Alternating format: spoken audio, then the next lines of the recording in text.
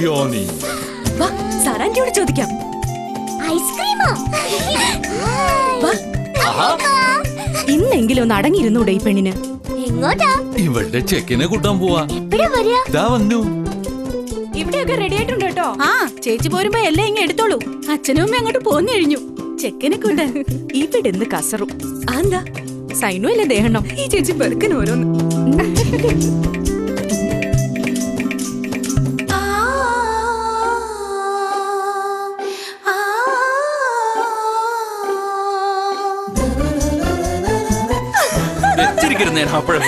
Homes that celebrate every moment of togetherness.